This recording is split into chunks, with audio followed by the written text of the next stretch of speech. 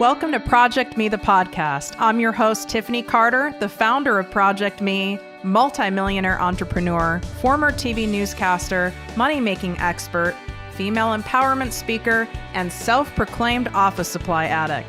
My mission is to take the mystery out of making big money. Every week on ProjectME, the podcast, I'll share success tips, strategies, and stories from other entrepreneurs, experts, and millionaires, showing you exactly how you can achieve your most exceptional life. Now let's get to it.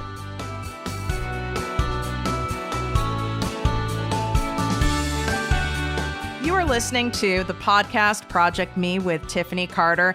And hey guys, make sure you take a screenshot of this episode today and tag me in it at ProjectME with Tiffany. This way I can get to know you better and see what you guys are listening to.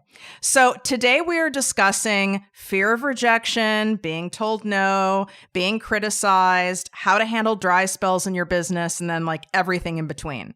So here's what I thought. I was thinking, what career is filled with the most brutal rejection, inconsistency, and requires extreme resilience? First thing that popped in my head is being an actor.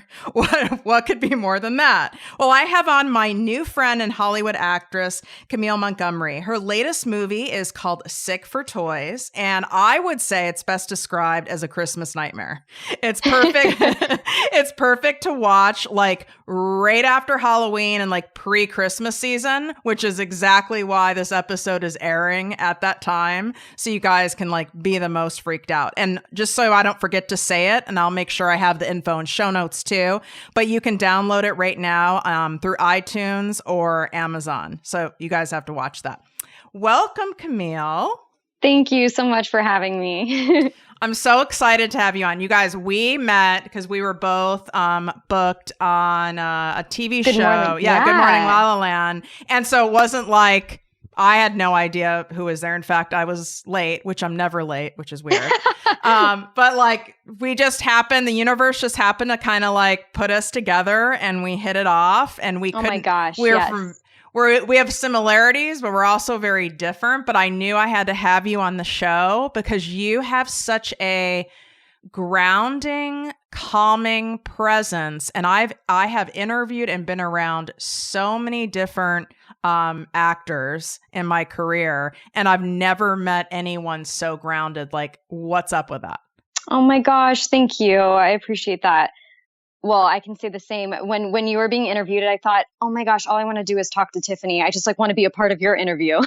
It's like, is it okay if I just like jump in there? But thank you so much. I really appreciate that. I feel as though, like you said, this is one of, if not the hardest career to stay grounded in and to stay resilient within all the rejection and just the complete ups and downs that come with it. But I feel also from that, you learn a ton about how to come back to yourself and come home over and over. I learned that probably the hardest way. I've lost myself a million times and then come back to myself. And I think now I'm way more grounded through yoga, through meditation, through listening to your podcast and all these different amazing, inspiring women and men and people that have helped me to grow and ground. So that's really what's helped me along the way. So like, tell us so we all can see if you're like actually human. When did you start your acting career? Was it early on, like childhood acting or? Yes, I always wanted to be an actor. When I was a kid, when you're in school in first grade and second grade, I'd always write, when I grow up, I want to be an actor. I'd always write that down. I'd write actor and sometimes /writer, but it was pretty consistently actor. And then when I was in fourth grade, I went up to my parents and I said, I want you to put me in an acting class. And that's when I started acting. I started in theater and I did community theater my pretty much whole childhood through high school. And then I went to school for acting and studied in Oxford. I studied mostly theater to start and Shakespeare. And then I moved to LA soon after that. And so it's been I've always known deep down that I want to be an actor. It's something that's always been within me. I have an amazing teacher, Sam Christensen, who says that it's a calling. just anything that we choose to do, we're called to do it, or else eventually you stop. But you find deep down within yourself that calling, that thing that you're pulled to do. And regardless of what comes up along the way, you stay with it, you stay true to that path or come back to it. And acting has always been that for me. How did you deal with, I mean, first off, the transition from like theater in general to TV film is very different, but how did you deal in LA when, you know, you're rejected for a part 'cause you're too short, you're too skinny, you don't look like this, da, da, da, da, da, da. How did you deal with all of that rejection that's actually personal, you know, type rejection? Yeah. Yeah. Well, I think when I first came here, I dealt with it somewhat okay because I was very green. I came here and I was just so excited to be here and everything was so new. And then as time went on, it got heavier and heavier. I did kind of fall into some dark places at times. And I think what has allowed me to really deal with that is realizing that it's not personal, that there is something right for me. There are many parts that are right for me. And if I don't get something, it wasn't meant for me. And I think that's what in this last year or two, I'm more at home with the fact that I just trust that it's coming. And all these amazing projects that I've had the opportunity to work on in the last year and a half, 2 years, they were somewhat meant to me. All these people that I've met along the way and in these projects, they were just such beautiful experiences. And I can't imagine not being a part of them. So I'm at this point in my career and in my life, just trusting more. And it's the hardest thing, I think, to surrender. It's the hardest thing to just trust and surrender. But I think that's the biggest practice for me, to not go into these auditions, to not go into anything and try to grasp or reach for it or attach to it. Because if it's supposed to happen, it will. And I think that happens in a lot of actors' careers and just in people's lives in general. Oh, yeah. I mean, this applies exactly in business, you know, whether it's, you know, a client is meant to be or a contract, whatever it is.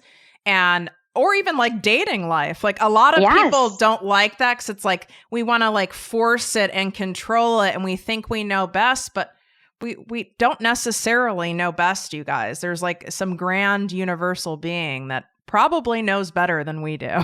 Yeah, exactly. It's letting go of that control. And within that, there is a freedom and you just start to settle into what is meant to be. There's a synchronicity and I'm starting to trust that a bit more. And by no means am I perfect. There are days I wake up and I struggle and I just come back to all these practices. It really is a practice to wake up in the morning, to do the things that make you feel alive, that make you feel grounded, and to also choose where you want to focus your energy. That is like the biggest practice, I think, to really choose where you want to place your energy, your time, the people that you want to surround yourself with. And that's been a very big lesson and big thing in my life. So can you give an example of like what you mean? It's like you wake up, it's a Wednesday, you know, what do you mean by like choosing what to focus your energy on?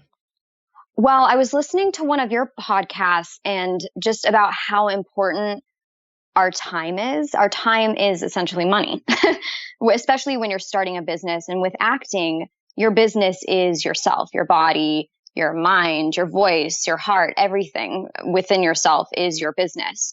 So I can definitely fall into that trap of looking at social media or just anything that's distracting. I love acting, but I play music. And so I can easily just kind of wander around, pick up my guitar and just aimlessly do these little things. And sometimes that's completely necessary to have that time for yourself to do whatever feels right.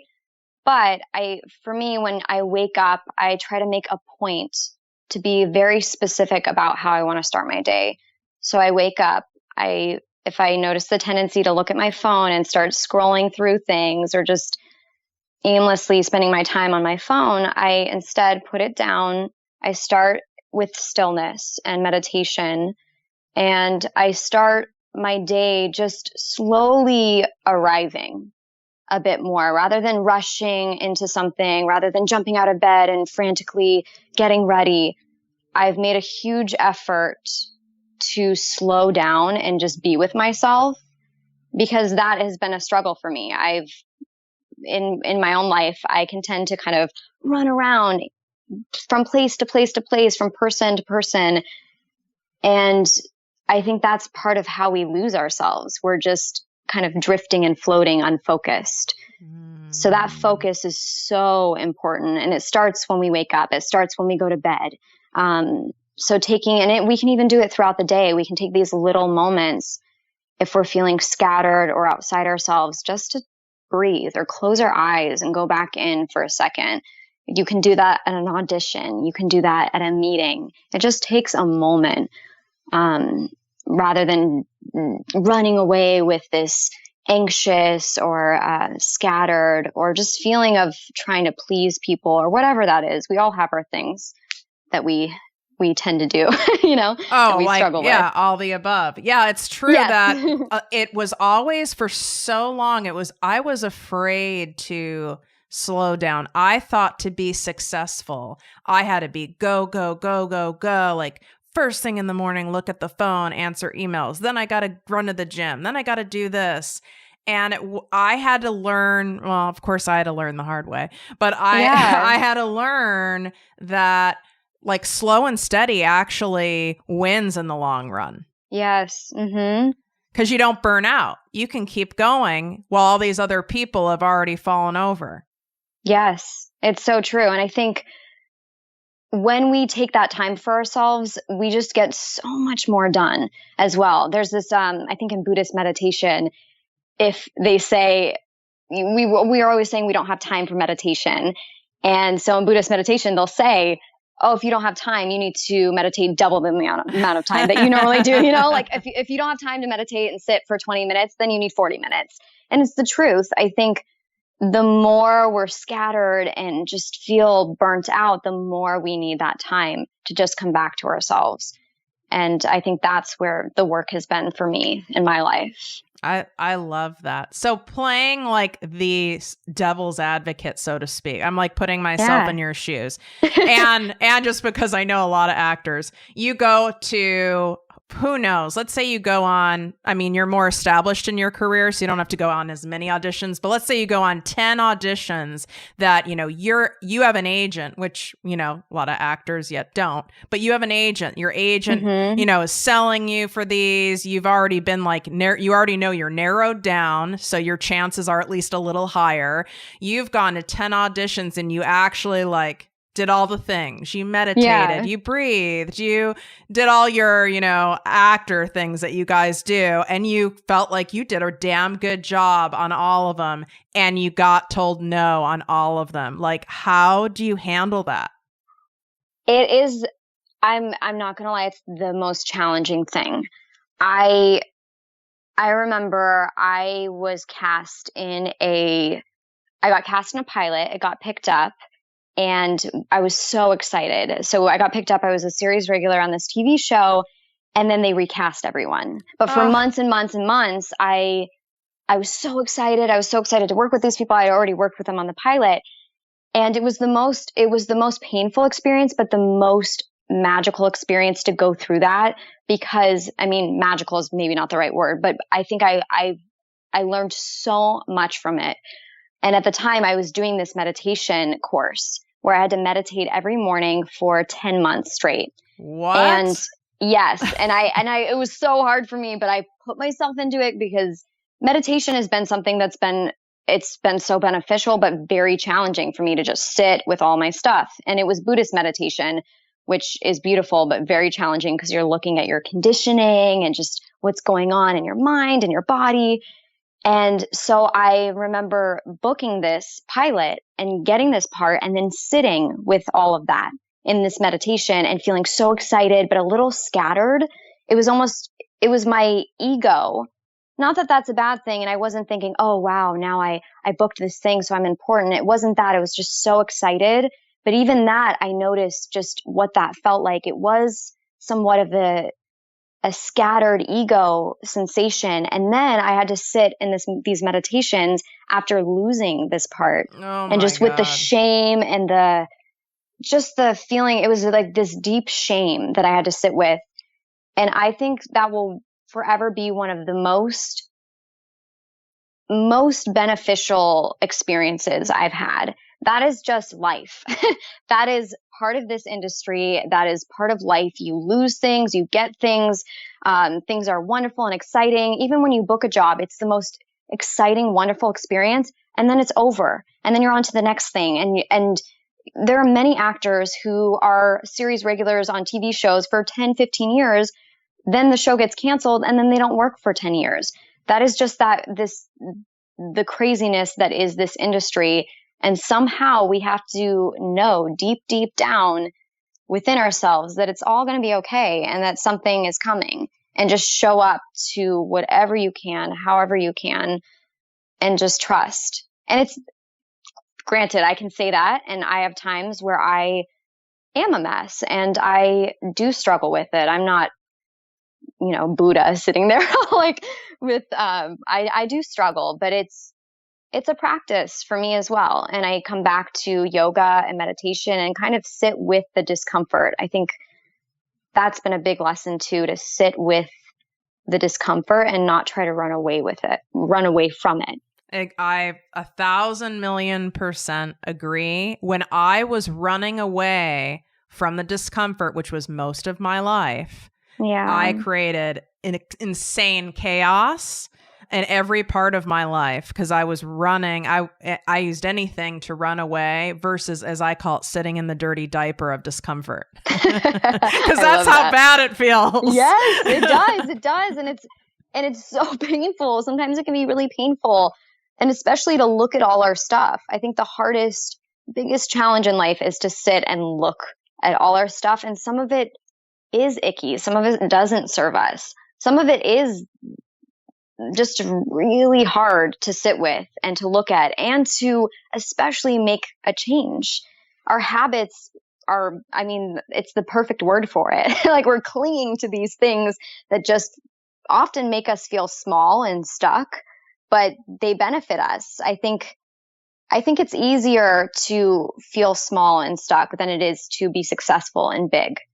That is just such a challenge to really show up and use your voice and be big, which is what I think we're all meant to be. We're all meant to be free and big and really own space and show up for other people. But it's hard work. It is work to do that.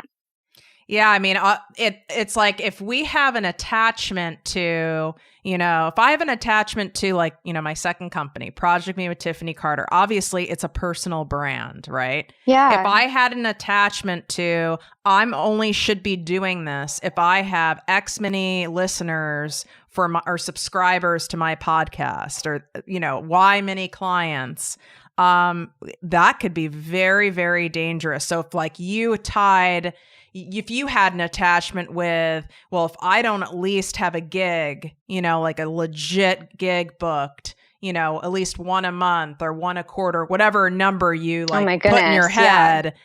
If I don't have that, then that means I must be a shit actor. You'd be all over the place, right? Oh, of course. And I've lived that way. I've lived that way before. I've definitely had moments of that. And I think that's why I got into yoga. I took a yoga teacher training 4 or 5 years ago, and it was one of the best things I've ever done for myself. I think everybody should do it, because I learned to sit with my stuff. That's where I really learned to be in my body and to breathe and to take care of myself. Because before that, I was living in fight or flight. I was constantly just reacting to everything, and I would be rejected, and I would take it so personally. I think that's why I'm even drawn to acting, because I am so sensitive, and I want to tell stories and tell people stories and connect. And so I'm already very, very sensitive. And then I would be rejected, or I would go into a room and I could tell that the casting director was going through something and the writer was like in a fight with the director. And I just would take it all on and then go home and be all upset, not just about whatever was going on with me, but what was happening with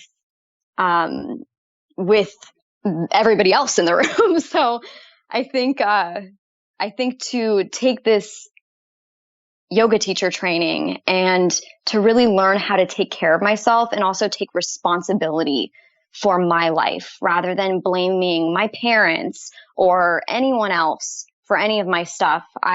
That's when I began to take responsibility for myself. And that's something I have to practice every day. It's so much easier, I think, to blame other people for our stuff or to find something outside of ourselves that to blame for not feeling happy or satisfied or successful. It all starts with us.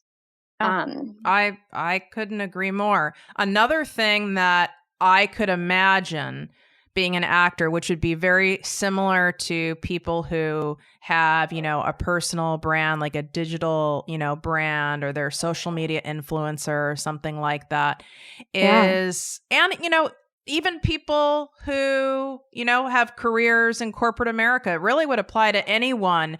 We all can get into this like comparison thing. And I would think in your career path, so to speak, that could really be something you'd have to manage every day. How do you deal with people who maybe you like knew from way back when you first started, in LA, or you see in auditions all the time because you guys fit that same like look and feel type. Yes. So you're constantly at the same, castings and things like that. And they keep getting parts and you're not getting as many parts. Like, how do you deal with that? Well, when that first started happening, I was jealous. I was frustrated. I definitely compared and I thought, what is that person doing? And I would, try to figure it out. And now I realize now when I see people, because so many people that I know and that I've worked with or that I took acting classes with years ago, or that I was in a film with so many years ago or recently, whatever it is, are successful and are blowing up. A lot of people I know just booked big TV shows where they're the leads. And now my perspective has completely changed. And I look at it and I think I'm so proud of them because I know how hard it is. And I'm also aware that it's just closer. I think when people around you are successful, when the people that you surround yourself with, whether it's even acquaintances, people that you've worked with before, when they're succeeding, there's an energy, there's a movement where we all kind of rise up together. It doesn't have to. I think that goes for business as well. You don't have to do it alone. I don't think we're meant to do what we do alone.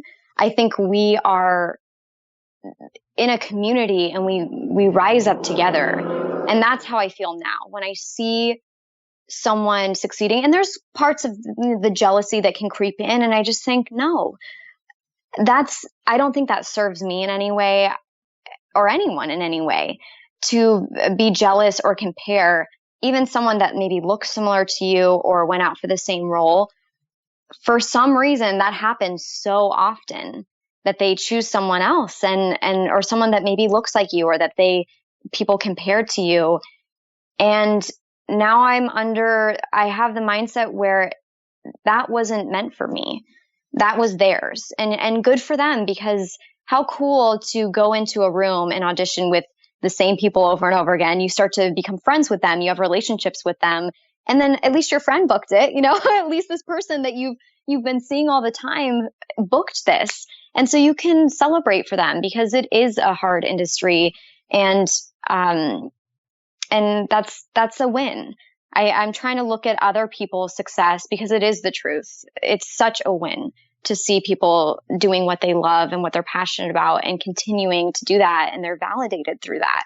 And I'm just trusting that my time will come, when I'm on something, book a TV show, and it's like the role that I was meant to play. That'll just happen. There you go. The role you were meant to play. Because I keep doing, Instagram stories and little series reminding people about timing, about divine timing. And I'm not trying to get on some, crazy woo-woo-y, spiritual, like high horse.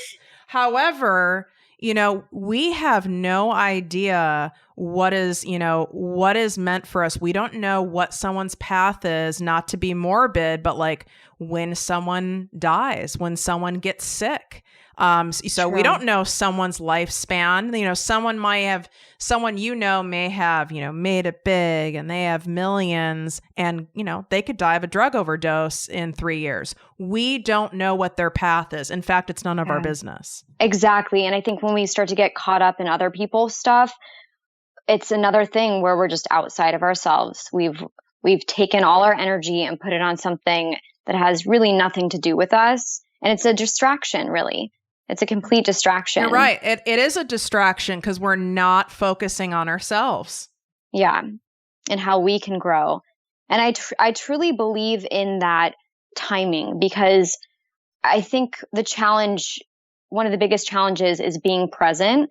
And I used to really struggle with this, and I still do, is being present. I think it's very easy to look so far ahead in the future and think, oh, when I'm here, then I'll do this. Or even look in the past and think, wow, 5 years ago, 10 years ago, I thought I had so much stuff, going on and my life was so hard. But I look back and I was in such a good place. And why didn't I take more risks? We're always doing that. And it's so interesting how we get very sentimental about the past and even the future, this idea. And we have a hard time stepping into now, which is perfect, really. It's exactly where we're supposed to be. And in 10 years, we'll look back and think, oh, remember when I was, when I was talking to Tiffany and I thought, oh man, like I'm not doing it like an actual role at this very moment. Like I'm not doing anything right now, but I'll think back and realize, wow, that was such a wonderful time. That was such a magical time when I was learning and processing things. My film just came out and I was meeting all these wonderful people, because that's how we do it. We look back and we realize things were the way they were supposed to be at the time, and or we were really in a good place and we should have taken more risks or whatever that is. So somehow we have to do that right now and step in and wear the outfit that we want to wear when our body or when this is perfect. It's like, just do it now, I love that. I love that so much, because we can all get stuck.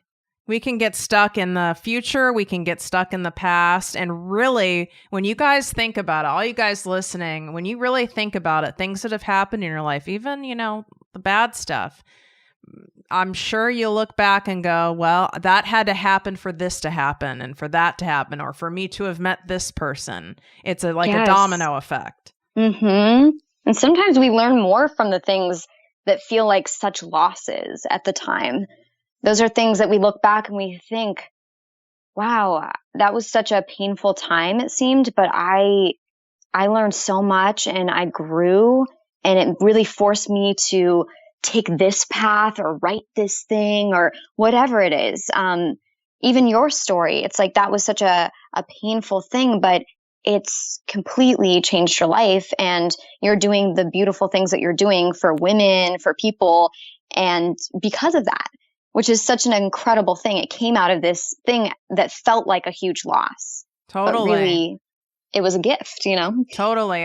That's why when my book comes out, the working title is From Abuse to Abundance. That had to happen. And that can trigger a lot of people who've not maybe gone as deep in healing as me. But that truly, I believe, even the horrific stuff that can happen to us, there's a higher purpose for it. We just have to untangle all the messiness in order for that to be revealed, so to speak. Yes. Yeah. And so that you can use it to help heal other people and to teach people. I mean, that's such a beautiful thing. That we have this really a higher purpose. We truly do. And I think that's something that really helps me go forward every single day, because I am an introvert. And so it's very easy to kind of hide away. But then I remember that my life is bigger than just me. I'm not just here to serve my needs. I'm here to use my voice for good and to tell stories, and hopefully tell stories of people that that don't feel like they have a voice, so that I can be that voice and create change for them. And I remember that over and over and over. And it keeps me showing up and stepping into the most uncomfortable places for me. So it's really nice and really powerful. Now, when you do have, let's say, a string of auditions where you have not gotten cast, is there any part of you or your team, like your agent, your manager, your acting coach, that where you guys do a check-in and say, is there something I need to be, tweaking in my auditions or in my delivery? Do you guys do any sort of like fine tuning after a certain point? Yes. When that's happening, I love my agent so much because she's just been there for me and believes in me so much, and is very supportive. So I think one of the most important things when you're an actor or an artist or human being is to surround yourself with people that really do believe in you, because that's been huge. I've met with people before, agents and managers, who don't always have that same perspective, and which is great, because then you find people that do, that really are behind you. And so, yes, if I'm going in and I haven't booked something in a while and I keep getting auditions and I'm not even getting callbacks or anything like that, we will sit down or we'll have a conversation and discuss, or she'll ask for feedback and see if it is something that I'm doing, or maybe they just want a completely different direction. I think regardless whether you're working on something or not, you have to keep creating work for yourself, whatever that means. You have to meet up with a friend or your writer friend or a director that you've worked with before and talk about a new project or try to put something together. Now with social media and just technology in general, anyone can make a film. Anyone can take their iPhone. People are actually doing that. There are films at Sundance that are filmed on iPhones. Oh my God. So, yes, it's like we're in a very different time, and it's amazing. It's one of the most incredible times, I think, because anyone can do that. And then it's also a challenging time because it can be very distracting with all our different modalities of social media and just technology in general. It's very easy to get distracted or unfocused with it. So I think it's important to just surround yourself with people that are working, or, go to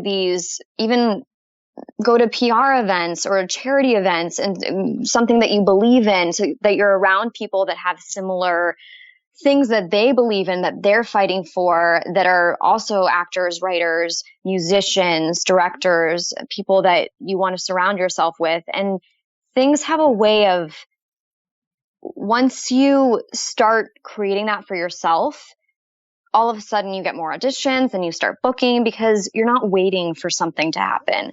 I think you can't wait for anyone to give you something and just sit and hope that magically someone's going to come and rescue you or here's a perfect role for you. You didn't have to do anything for it, Yep. You have to constantly be putting that energy out there in some way. I couldn't agree more. And that's with every facet of your life. I mean, I wrote down when you were sharing that, I wrote consistent action. And It doesn't matter what profession you're in. It doesn't matter if you're a stay-at-home mom or if you're single and you want to meet the love of your life. They're not just going to all of a sudden knock on your door. You have to put yourself in target-rich environments and meet people. And of course, wouldn't that be great if clients and perfect roles just dropped in our lap, or our agent or manager or business coach waved some magic wand and made it happen? But it doesn't work like that. No, it doesn't. And I think if it did work like that, we wouldn't be grateful for it. We would just, our whole life everything would be so simple. Everything would just be given to you. You take everything for granted. There's a reason we feel so grateful and excited about something, because we did put the work in and it feels really good and productive, rather than if someone just hands something to you, you're like, I'll get to it, So I think there's a reason we have to work for things, and it can be fun too. I think I've had many points in my career where it doesn't feel fun. And that's when I had to reevaluate, more than with my agent, just with myself. Why am I doing this? I'd have to remember why I want to do this, because it's a choice to do this. I could easily go do something else and get a job, a 9-to-5 job. Well, I say easily, that's very hard too. but I could easily give this up if I didn't want to. But it's something that I feel I'm called to do and that I'm so passionate about. And every time I'm on set, every time I'm even in a community with other actors and artists, I'm so alive in myself. I feel so at home. And that's something I have to remember even when I'm not on set, that is something that is something that's in me that I really do feel is a calling. Your whys get you through the low points, right? Yes. That's important. I think you talk about that a lot. What's your why statement? Why are you doing something? You have to know your purpose in yoga. It's your dharma. And it's not necessarily what your job is. My purpose is not to be an actor. My purpose is to use my voice to connect to, and you can do that in many different professions. You can do that in many different ways within your life, not just within your job. So I think it's about finding those things when you're not maybe acting or doing this one part of your job that you're trying to push and get towards. How can you do that in your relationships?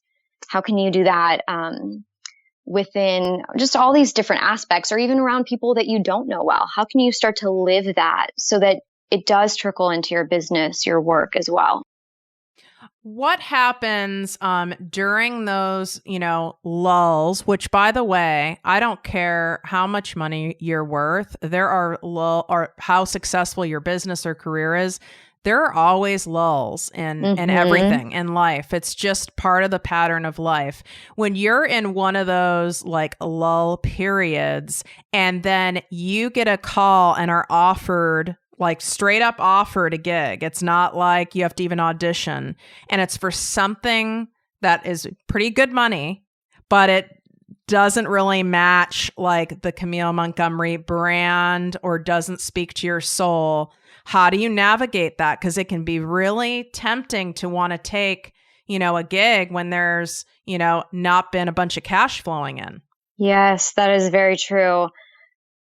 I think I'll look at all of it, because I'll look at, do I not want to take this job? Is that something that's my ego? Do I think, because I think you have to constantly check in with yourself in whatever career you're in and realize, do I think is it that I don't want to do this because it doesn't line up with who I am, or I'm not passionate about it? Or did I get some idea in my head that I'm like better than this? Because that is something that you really, I think it's very, very easy, especially in this entertainment industry, to go there. And I totally understand why people do, because especially when you're very famous, everybody's telling you that. So you have to be so grounded to not start to realize that you're not a person.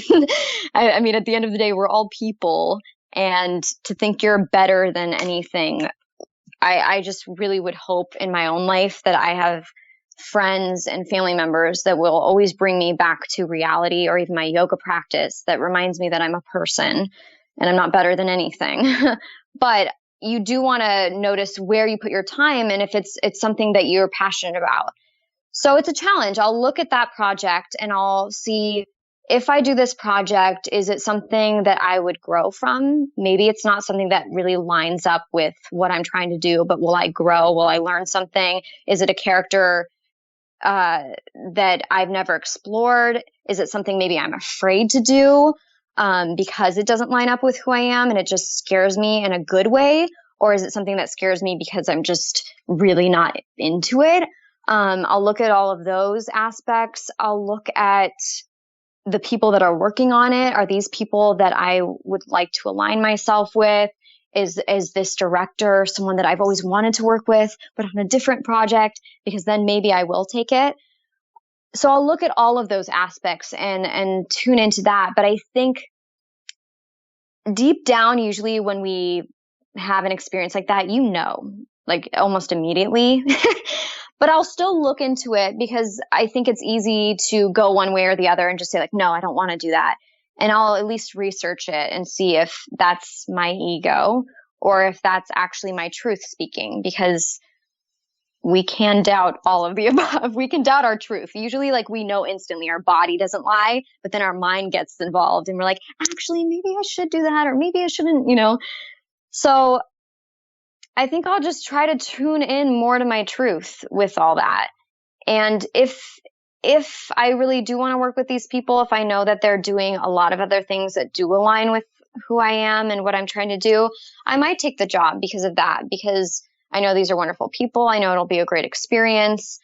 And maybe this isn't my favorite thing in the whole world, but it's still something that I'll learn and grow from. So I think it's just about really listening to your truth and then going from there and deciding whether or not it's something that feels right, even despite whatever the dry spell or the money, whatever it is. Yeah, because money comes and goes, Yeah, and there are different, things you brought up that, again, you guys translate into any industry. It's like, do I take on this client? But then this client there's different ways to look at it. So it's basically, don't go just based on just like your initial reaction. Just do a gut check.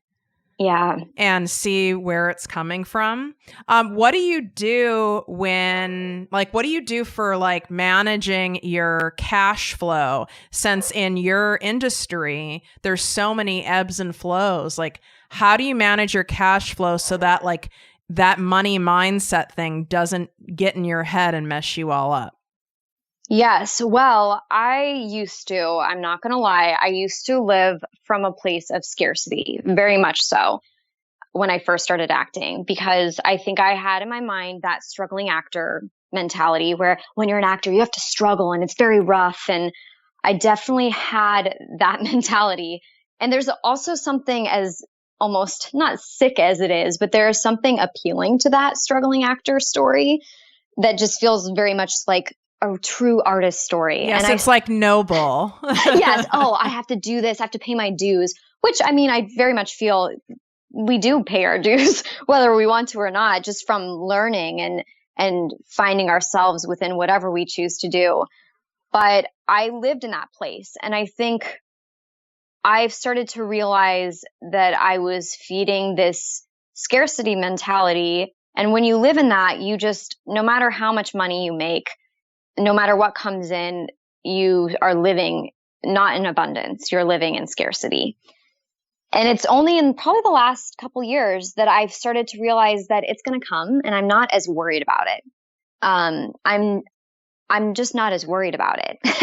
And it almost sounds crazy, but the more I've been listening to a lot of Abraham Hicks and doing even these like manifestation meditations, where all these different people, and you've talked about this as well, believe that it's not about manifesting. You can't just tell yourself, I don't have to worry about money. Money's coming. You have to deep down within yourself believe that.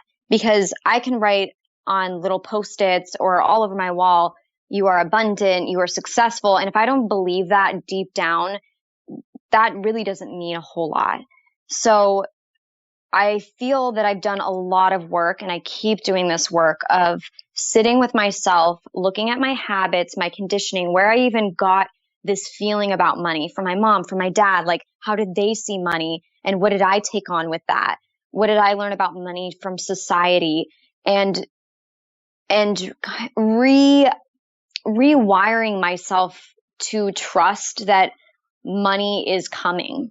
I really do believe that money comes and goes, and it'll come. And I've been okay thus far. I've never been in a place where I haven't survived. Even when money's been tough within my career, when I first started, I was okay. I survived. Even when I was eating, oatmeal every day or something for a couple of weeks. I mean, that was a tough time, but I survived. I'm okay. And I'm remembering that now, talking about it. I just remember that every day, not, oh, what if I get to that point? Because I used to live like that. Oh, what if that happens? Or what if I get to a point where I have to worry about these things? And I realize now that I'm okay. I've been okay. Things are fine.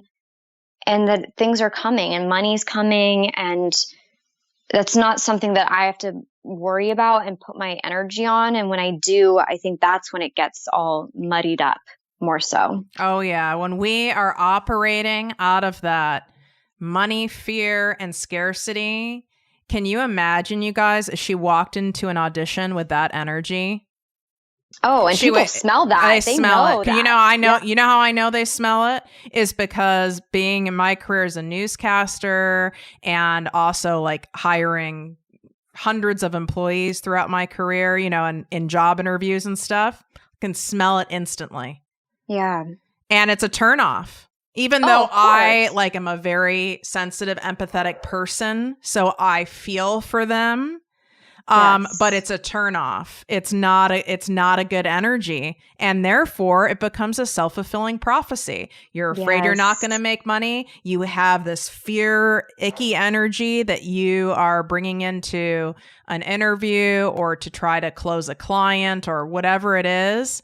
And now you're not getting the gig or the job or the client. And then you just say to you, then it reaffirms everything. See? I'm broke. Yeah. You're like, I knew this was going to happen, you know, and it's a vicious cycle. And we all have issues about money. We all learned about money from our parents, we all took on some kind of story about money, I think from when we were younger, and have to and some of it's healthy. Like some people have these like very healthy outlooks on money, but a lot of it, we all have something that we learned about it. And I think we keep that with us unless we really look at it and realize, is this true?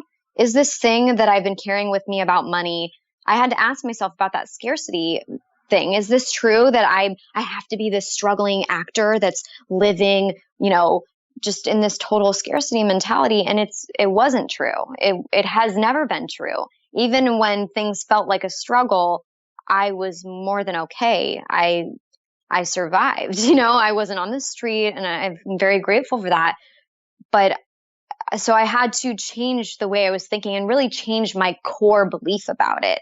And it's something I'm still working on, because money, especially, that's like a belief that that's something that we all tend to struggle with. And it's as well as an ebb and flow, and we don't always have control over it. So there's work in surrendering to that as well, and trusting. And when you know deep down and you do that work and you know that you are going to be taken care of and it's okay, you can put all of that anxiety and fear energy and focus it on taking the consistent action we were talking about. Yes, exactly. Which will lead to money. Yes. It will lead to opportunities and money and things and experiences, and you can focus your energy there. Like sitting and stressing and fretting about money last time I checked, that's not a profession.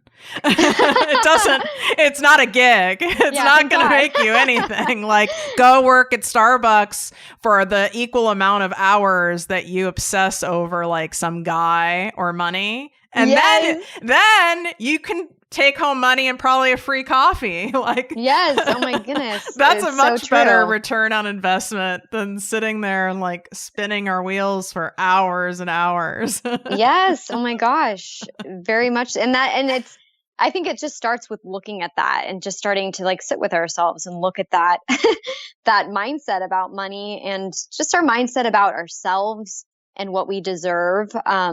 And I think if you're doing what you love, if you're doing something you're passionate about, you will be able to let that go a bit more. And I think anything we love, if we're not, especially with acting, because it's not something you go in every audition and you book the role. So it's easy to go home and be like, what's wrong with me? What am I doing wrong? Or, oh man, I really need to make my rent. And I understand where all these thoughts and struggles come from very much. I've been through them, and continue to go through them, but I'm just choosing to look at it differently. But when you're really, really in love with what you're doing and passionate about it, all that stuff comes. It does. I've seen it. I've seen it for other people. I've seen it in my own life. It's just about trusting and doing what you want to do, what you're drawn to, what you're passionate about. and everything else will work itself out. I've seen evidence. I'm evidence of it. You're evidence of it. You guys need proof. So here's two people. There's another episode with a longtime friend of mine, Dave Lagana, who never gave up. He's in the TV industry as well. He never gave up. He had points where he was broke as a joke and living in a room in a house. He never gave up. And now he is the right-hand man to the lead singer of Smashing Pumpkins, and he's killing it. You know, it's awesome. Like he never gave up. He kept taking consistent action because he's passionate and he's a storyteller, and he never gave up. There's another example. There's tons of them on this show and in life, but it's that consistent action coupled with that having your why and the belief that you are going to be okay. Yes. And that you deserve to be there. I think to realize you deserve a seat at the party. You deserve to be there. I think we all stand, my teacher that I talked about earlier, Sam Christensen, he says we all stand shoulder to shoulder with each other. I think as an artist, you can feel like, oh, I'm not as good as a doctor, or I'm not as good as a lawyer financially, or whatever that is, or just that profession's more revered by people. And it's a lot of people look at actors, unless you're super successful and they all know all the projects you're doing and you're on a big TV show or a big movie with Brad Pitt or whoever. People can look at artists and think, yeah, that's sweet, or kind of look down, or that's a vibe a lot of artists do get. And first of all, you can't take on what anyone thinks, or else we wouldn't do anything, number one. And number two, remember that you stand shoulder to shoulder with everybody else. We all have a purpose. We all have a calling. How cool to be a doctor. I think that's the most insane thing. I could never do it. I would go in and I'd cry the whole time because I'm so sensitive. So I think like how awesome that people are called to be doctors, that people are called to, we have all these different things that people were called to be. And it's so cool to be called to be a storyteller too. And it's to remember that we stand shoulder to shoulder with everyone, and that you deserve a seat at the party, that you deserve to be there. That's a perfect note to end on. I love that, you guys. Remember, you deserve a seat at the party, and not a seat in the back corner of the room either. Yeah, exactly. Well, thank you so much for coming on. I loved our talk. And you guys, I want you to go to my post at ProjectME with Tiffany on Instagram or Facebook.